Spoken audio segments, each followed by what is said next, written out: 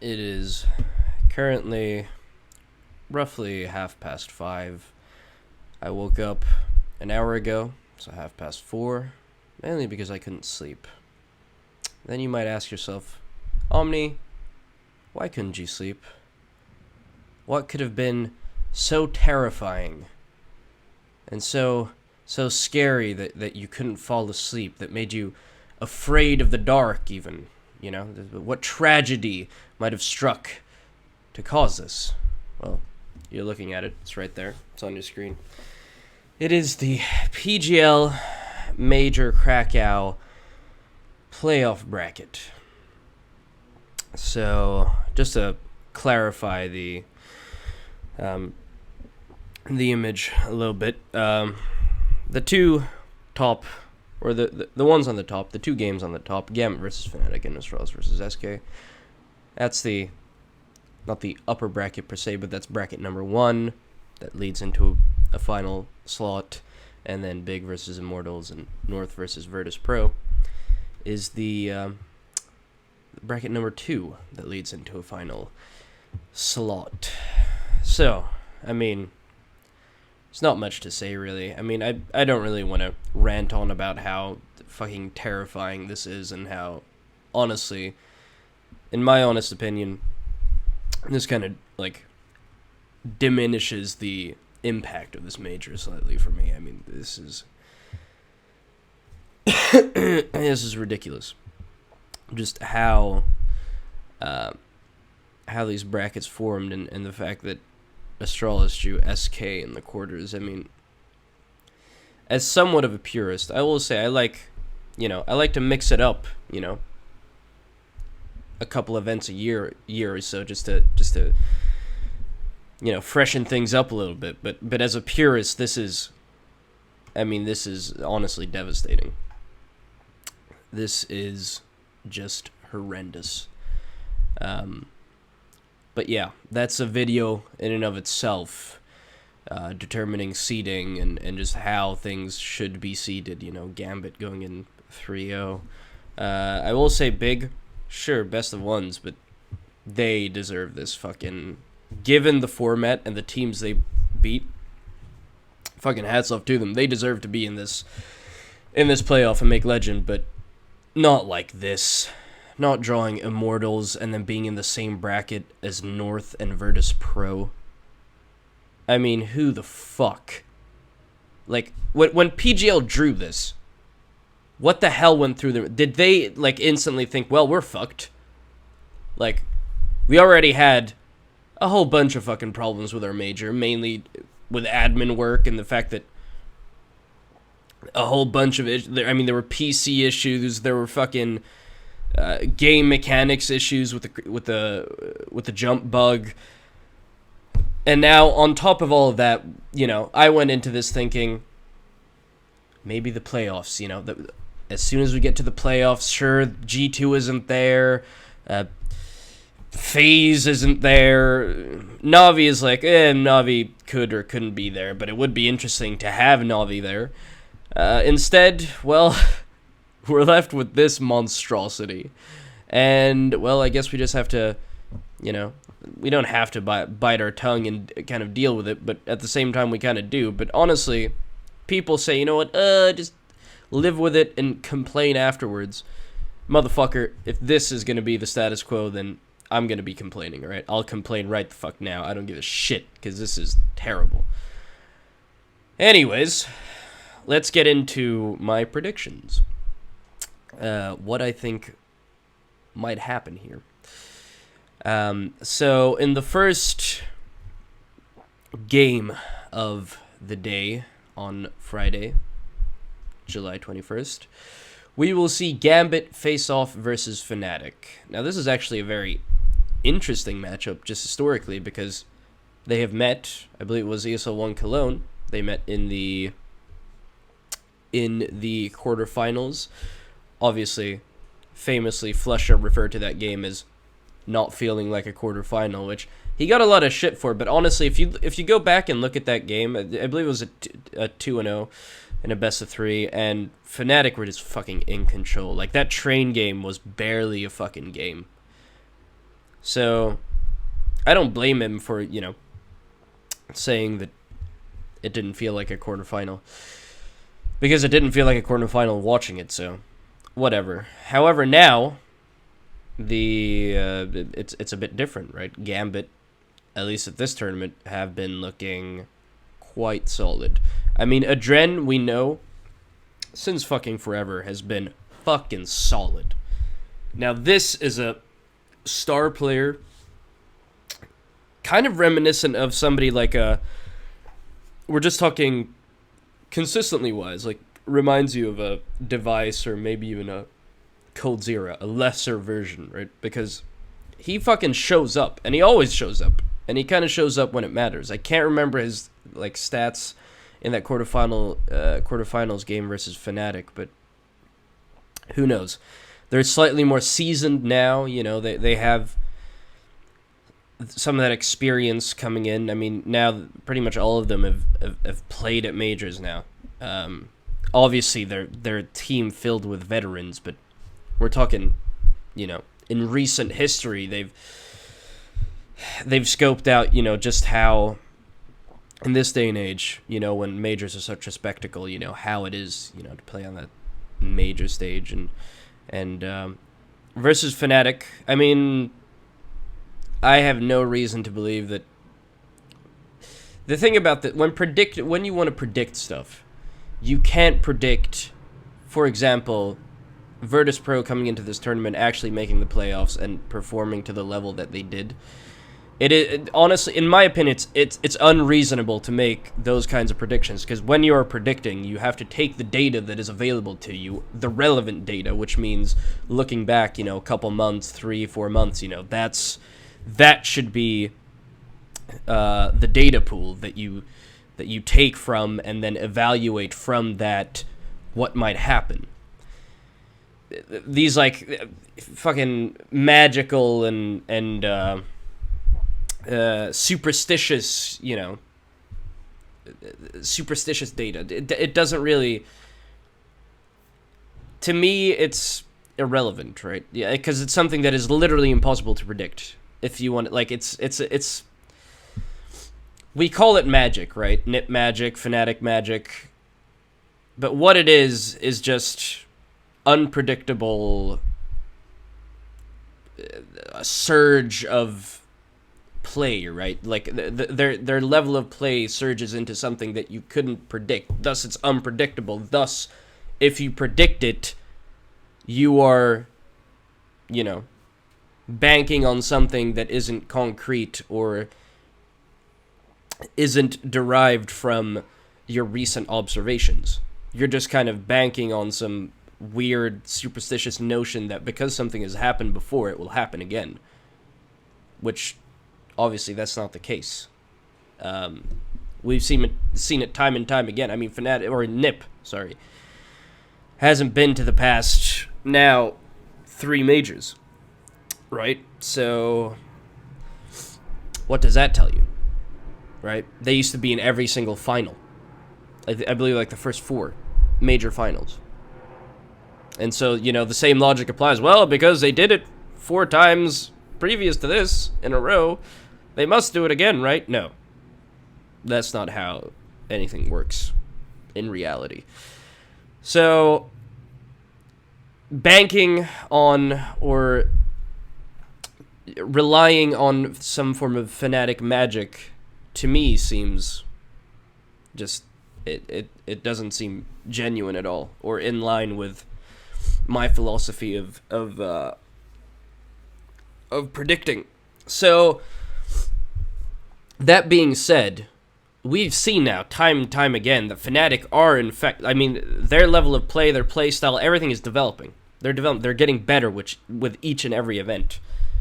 Now, unfortunately, because every single fucking tournament now is Swiss system, they've had, or round robin, which leads to 4-way ties that are fucking retarded, which we saw at ESL Pro League Season 5 finals in Dallas, where Fnatic just,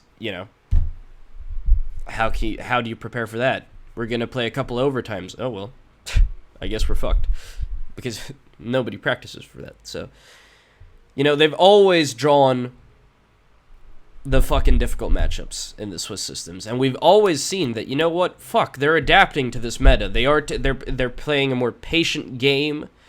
They're incorporating tactics, and they're starting to get that. I mean, they're starting to read the game in a way that they used to be able to back in the day, right? We saw just this final game versus G2 on Overpass to get them here. JW was making insane reads, those connector plays where he'd push up and they just cut off rotations. The game sense. I mean, there was a round in which they knew a G2 player was coming up connector playing aggro. Crim's just like sits there for 10 seconds, boom, he comes up, dies, and then they're starting to read the game in a way that it feels like they didn't previously, right? Because watching Fnatic, when they were in the slumps of slumps, they'd just gotten together and fuck, what are these results, right? You'd think that they'd come back, and obviously it takes time to rekindle that flame of playing with each other and knowing exactly what, you know, your teammate is going to do. But now it feels like everything's starting to come together, because they used to just like forget about angles on bomb sites when they're entering them on T side. Like the most obvious positions, like the amount of fucking times on like Overpass when you're coming from long and there's the little cubby to the left.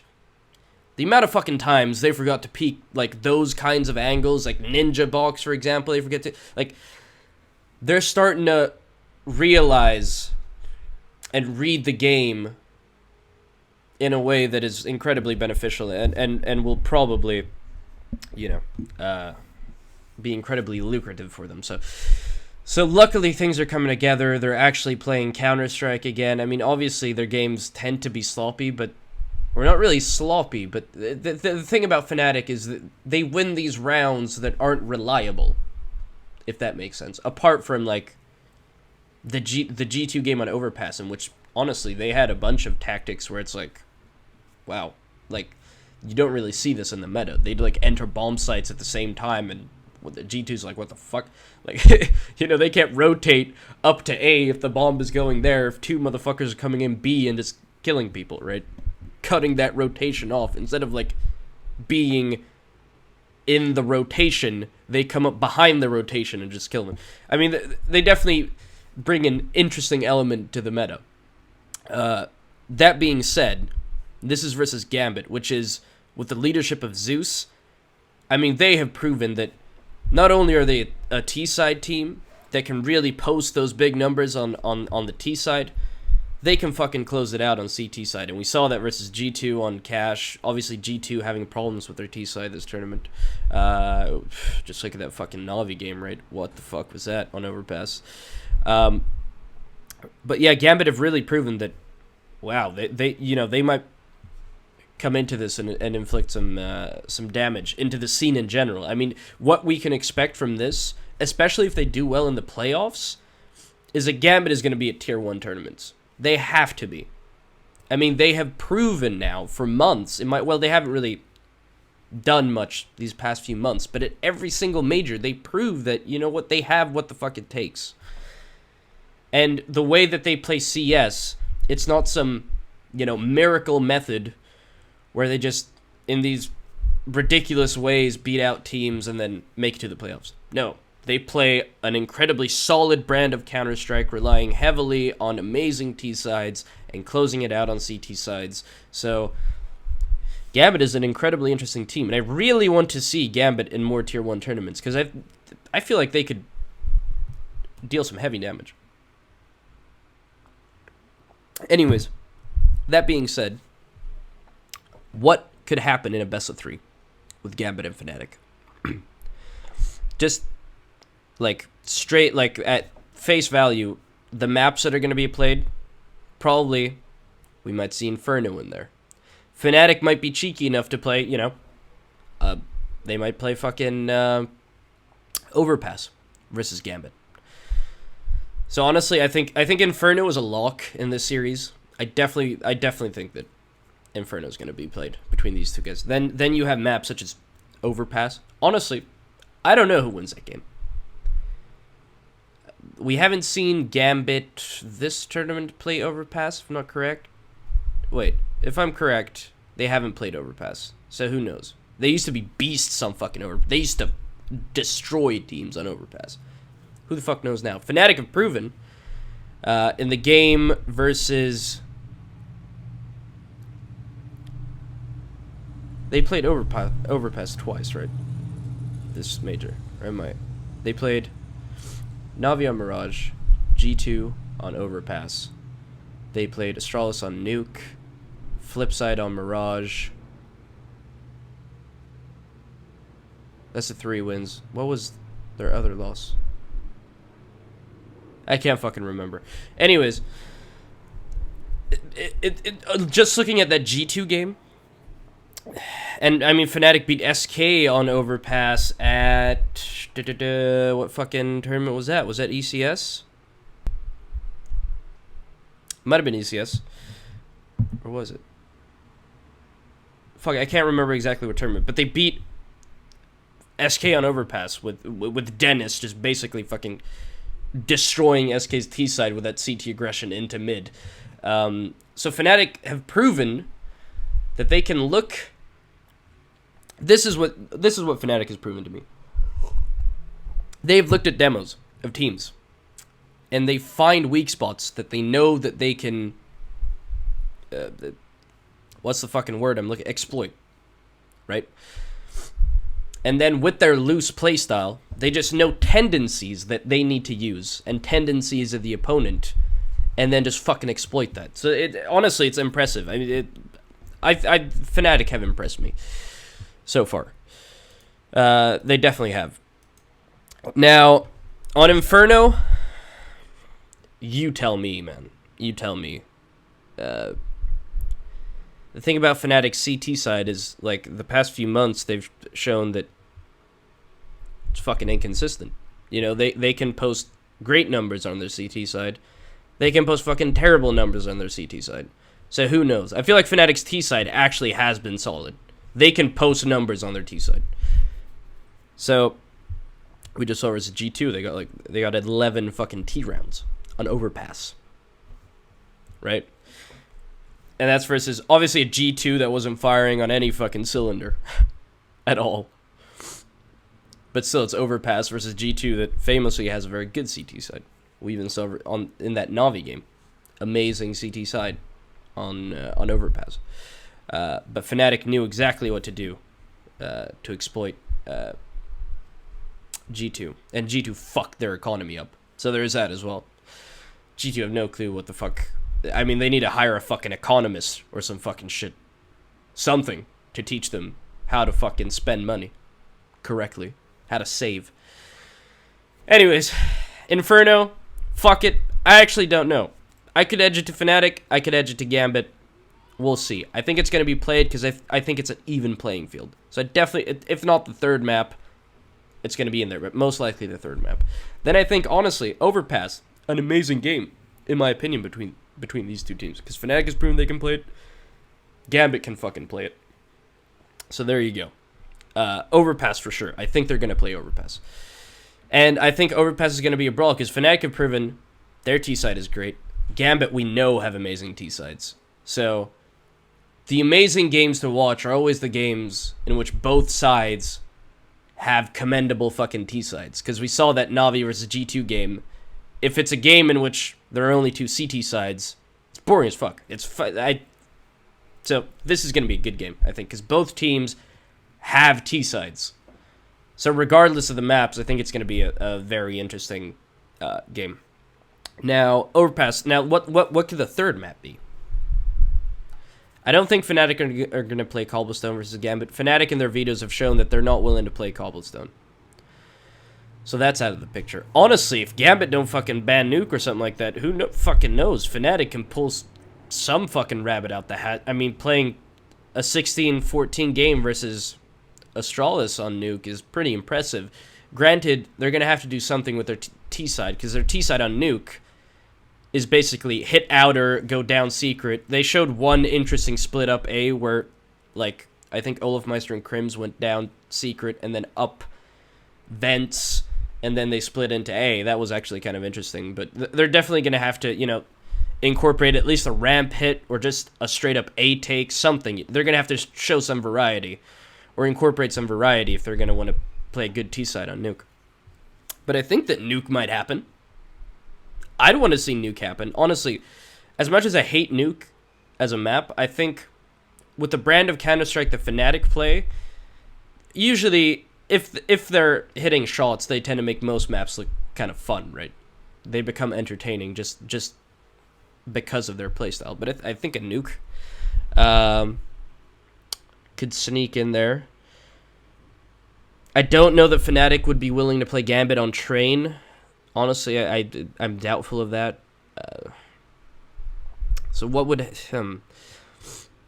It's difficult. It's difficult in a world where Fnatic might not want to ban Nuke, right? Because that's just what you assumed. I assume, honestly, Fnatic are probably going to ban Cobblestone as their first ban. Gambit might ban Nuke, and then Fnatic pick something like Mirage. We might get a fucking Mirage. It might actually be. It might be like Mirage Overpass Inferno. Pretty standard. And in a world where they play Mirage Overpass Inferno, I'm going to edge it out to Fnatic. I think Fnatic definitely have what it takes on Mirage. They've proven that they are a capable Mirage team. And I think with their CT side retake, especially on that A site, and fuck it, they can do it on the B side as well. Like it's Fnatic, right? We saw in that game versus Na'Vi. I think Fnatic can win. I think Fnatic can win Mirage. I think Overpass is a coin toss, and I think Inferno might be a coin toss as well. So, interesting game. I'm going to edge it to Fnatic because I think if it goes to a Mirage pick, they're going to win. I think. Pardon me. All right, now next game. This is going to be a long fucking video, by the way. This is just me rambling. Next game. The fucking anathema of this entire major. Astralis versus SK. Dear fucking God. Alright, so what do we think about this? Well, we think it sucks, obviously, but just getting into the game, where could this possibly go? This can go any fucking where. It's not going to go on Cobblestone. That's for damn sure, and I think SK might ban Overpass. So, what does that mean? Astralis bans first. Let's say Astralis bans first. Ban Cobblestone. SK ban Overpass. Maybe. Who the fuck knows, though? SK might actually ban Nuke. No, SK are going to ban Nuke. SK ban Nuke. That means Astralis probably pick Overpass. SK might pick something like a Mirage. And then I think Astralis might ban... What's the other map I'm looking for?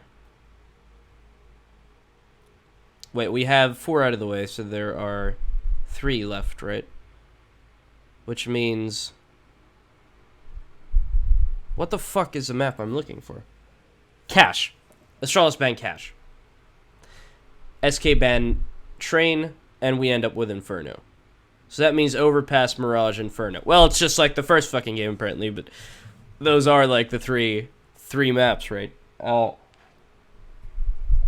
Who the fuck do I have winning this? Well, obviously I have SK winning the entire series because I have SK winning the entire fucking major. So, Astralis, though, I'll give them Overpass. Astralis will probably edge out SK on Overpass because SK's Overpass is dodgy as hell, in my opinion.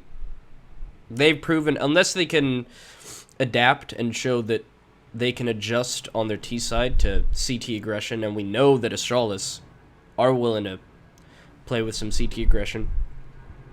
I mean, Device is probably going to be all over the map, and most likely going to take that peak mid with the AWP, right? So, I'll have Astralis edging out SK. I think it's going to be a fucking brawl either way, though.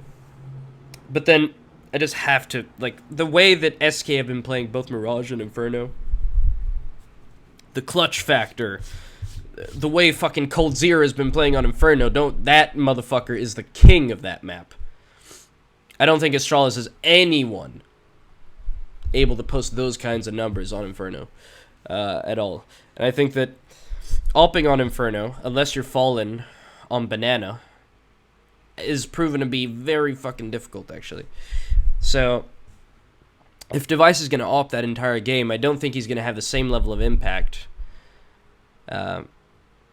that he might have with a rifle.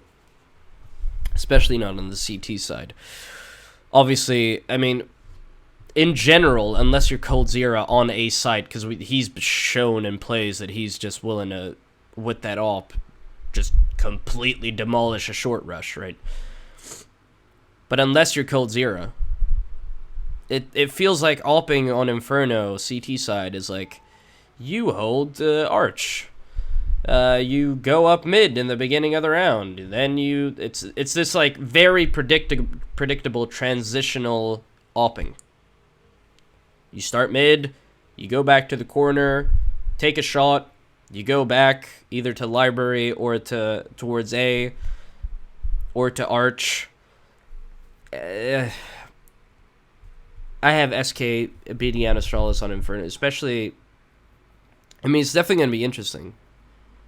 Because Astralis, we know that their T side is very capable.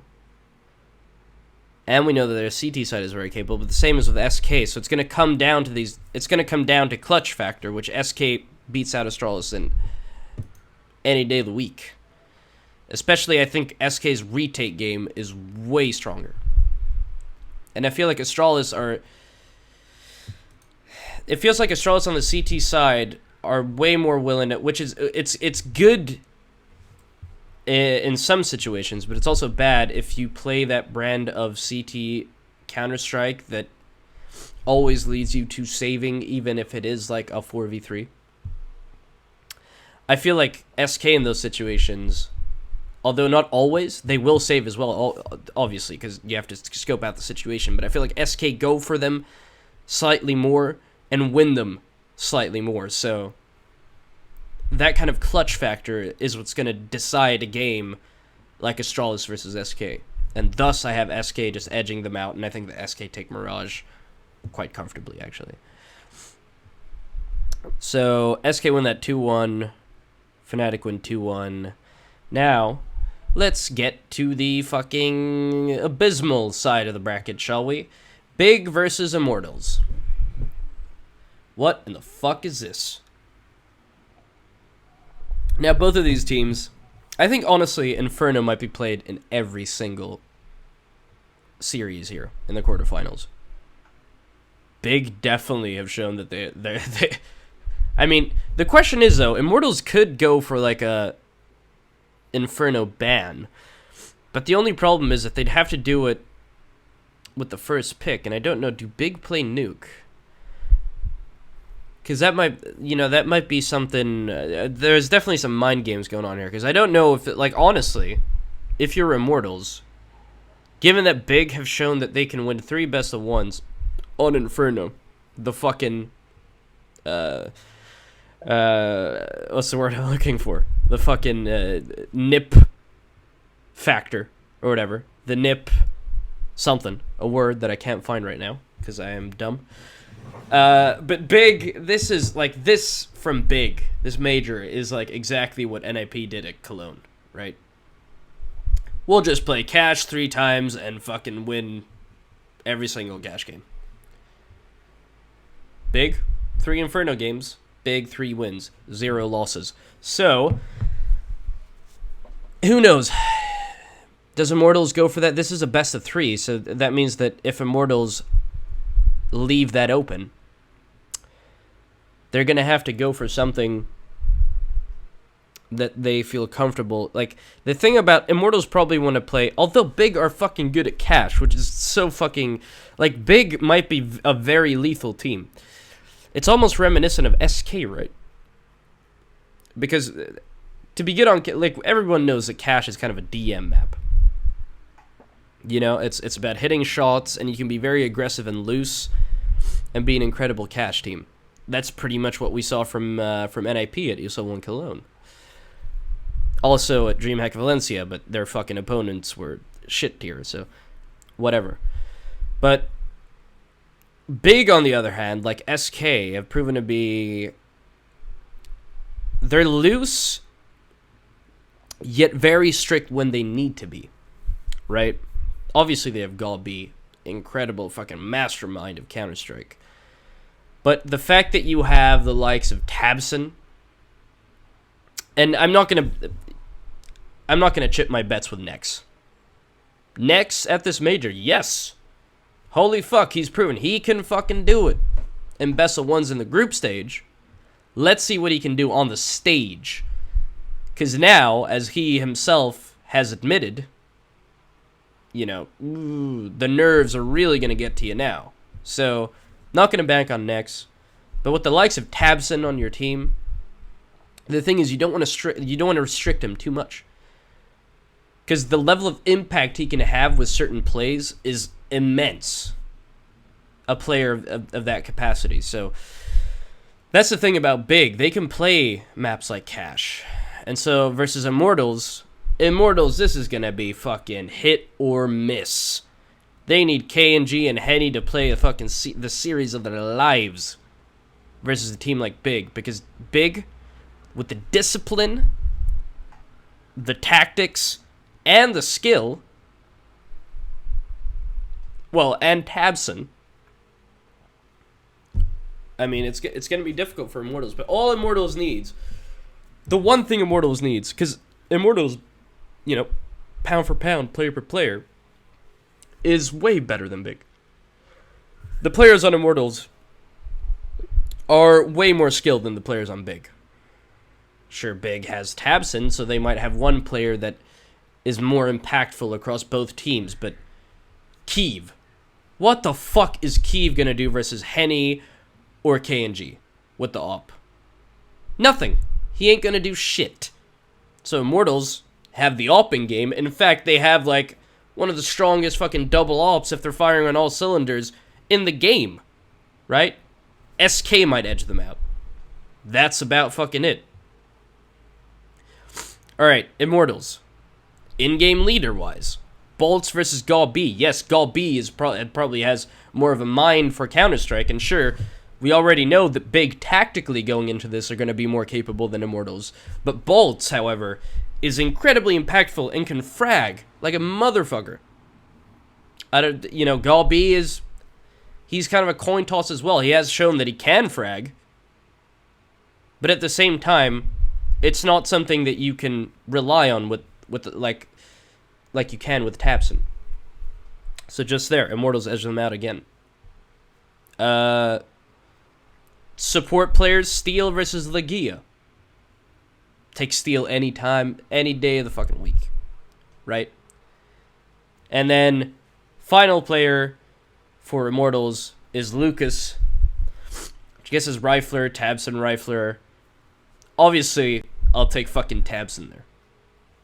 No doubt about it. But Lucas has proven to be very fucking impactful.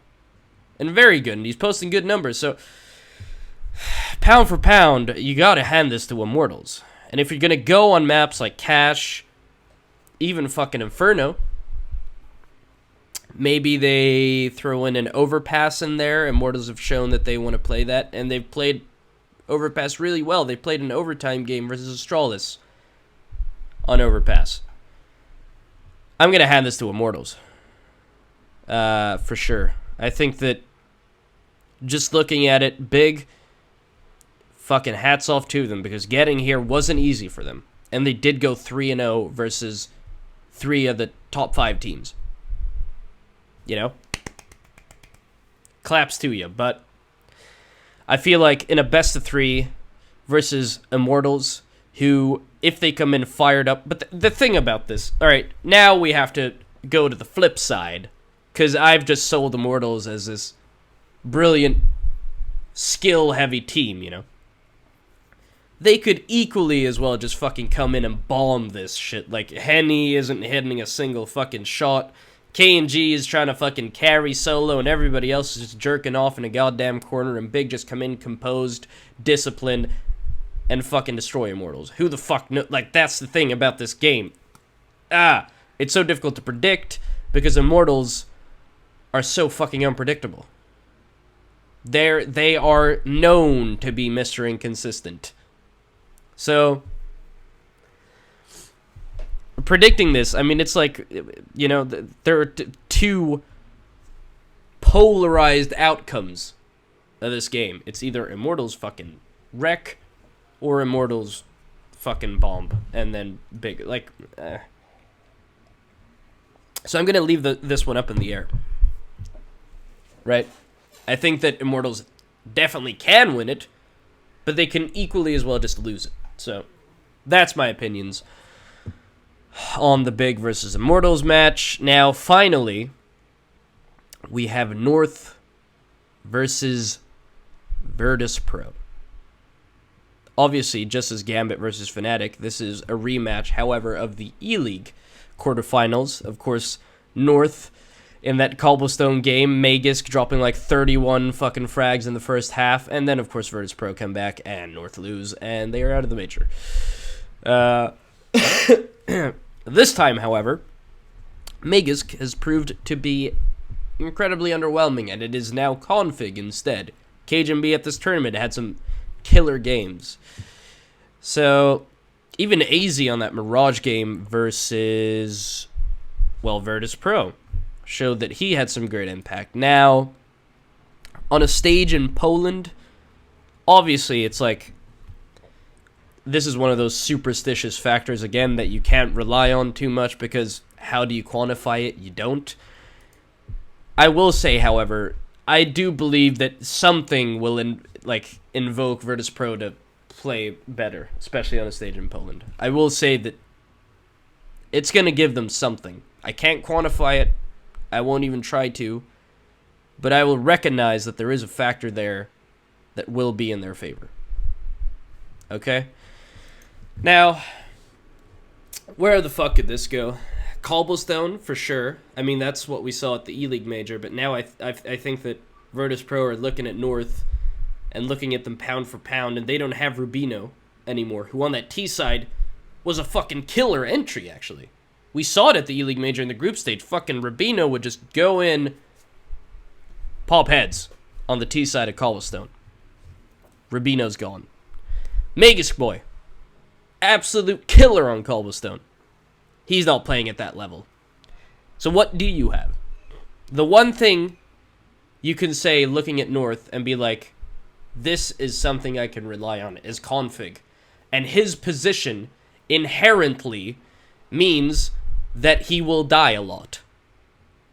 He will get kills, but seeing as he is the playmaker, Stewie, 2K-esque, player, it means that when he is making those plays and opening up the map for his team, he will also die, which means that he is not a clutch player. And Virtus Pro are probably going to run all over North when it comes to that clutch factor. Clutching in general, everyone on Virtus Pro can do it.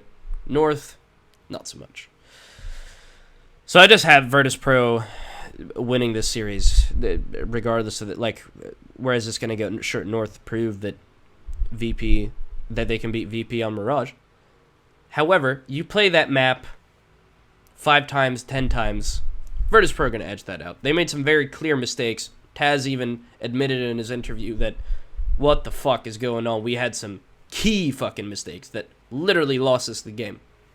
So, you play Mirage again, I think VP win Mirage again. Especially, it's easier to lose a map, go back and look at it and say, this is what we need to do. As opposed to win a map and then, adjust.